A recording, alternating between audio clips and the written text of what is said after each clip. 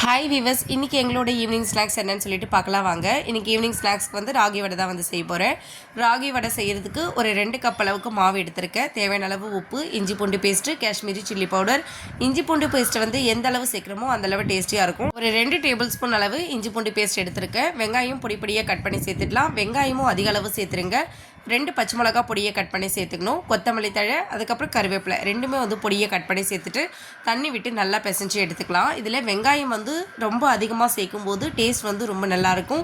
வடை மாவு பதத்துக்கு வந்து பிசைஞ்சு எடுத்துக்கலாம். ரொம்ப வந்து திக்காகவும் இருக்கக்கூடாது, ரொம்ப லூஸாகவும் இருக்கக்கூடாது மாவு.